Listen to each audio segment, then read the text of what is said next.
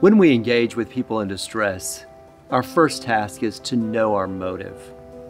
Once we realize that we are moved by love and by compassion, then it's also important for us to make sure that we know our story, that we're anchored and grounded in our own history of God's faithfulness. If you have grief that you have not processed and worked through, if you have unresolved trauma in your own life, it's very likely that you'll be triggered by the trauma in others, that you'll be made uncomfortable by their own grief if you have grieving that you need to do yourself. All of us should have a firm grasp of how God has intervened in our story, especially in the tough times, to bring about His purpose for us. Romans 8:28 says that God is at work in everything for good if we love Him and are called according to His purpose. He goes on beyond that and says that those who He called, He predetermined to be conformed to the image of His Son. And so we know from our own experience that God uses adversity to forge the character of Christ in us. In Revelation, it says that they, believers, overcame the enemy by the blood of the Lamb and by the word of their testimony. Your ability to stand firm in the face of trial, personally and with others, depends on your staying anchored in your testimony of God's faithfulness and His goodness. Struggles are meant to forge a deeper connection between us and God. In 2 Corinthians 1, verses 3 and 4, the Apostle Paul says it this way: "Praise be to the God and Father of our Lord Jesus Christ, the Father of compassion and the God of all comfort, who comforts us in our troubles so that we can comfort those in any trouble with the comfort we ourselves receive from God." Isn't that great? That He allows us to experience wholeness and freedom and comfort so that we can share it with others. You know, some people think that God will never give you anything that's beyond your capacity to endure. But in fact, many times the struggles that we go through are bigger than we are. They're way beyond what we can endure. And a few verses later in that same chapter, 2 Corinthians 1, Paul says, "We do not want you to be uninformed, brothers and sisters, about the troubles we experienced in the province of Asia. We were under great pressure, far beyond our ability to endure, so that we despaired of life itself." This is the Apostle Paul talking about being so overwhelmed by trouble that it was way beyond his ability to endure, that he despaired of life. He may have even been wishing for death.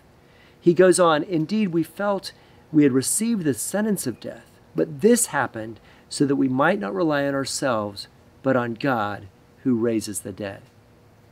It is in those dark moments of our story that God seeks to connect with us in a profound way, to bring life from the dead, to bring hope in the midst of despair, and to bring peace out of chaos and turmoil.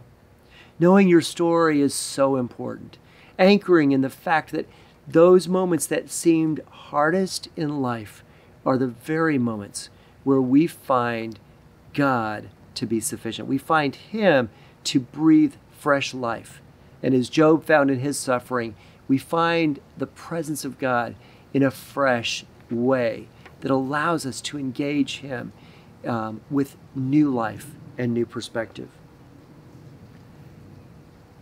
Think about your own experience as a child, as a young adult. What was the most challenging or stressful thing that you endured? What was your biggest struggle as a child or young adult? Think about it in terms of what it did in robbing you of peace and joy, how it affected you in a traumatic or painful way, what it robbed you of. But also think about how over time that struggle, that loss or tragedy was the thing that God also used to open your eyes to new life, to a new perspective. In my experience, people who struggle in childhood and young adulthood are often the most resilient, compassionate, and life-giving people that I know.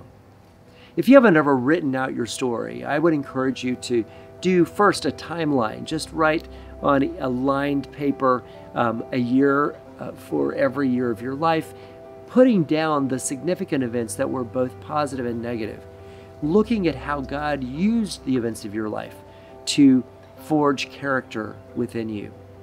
Write your story, and particularly if you've had a major battle in your own life or a major struggle, write about how it robbed you and how it presented you with something fresh.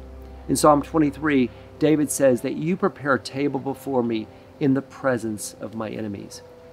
In the face of every problem, God has a provision for you. And once you know your story and you can extract the good from the evil, it allows you to stay calm in the presence of someone who's in the thick of it, who's right in the middle of the middle where they see no hope and no way out.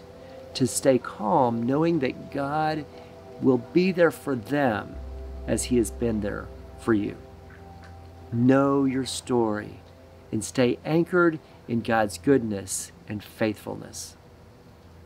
Thank you for joining us for this episode of Westcliff. We would like you to know that if you'd like to support this ministry as we continue to produce content to make Jesus known to the very ends of the earth, you can do that. It's not something you're obligated to do, but it is something that we ask that you prayerfully consider if Westcliff has impacted your spiritual journey. Thank you, and we'll see you next week.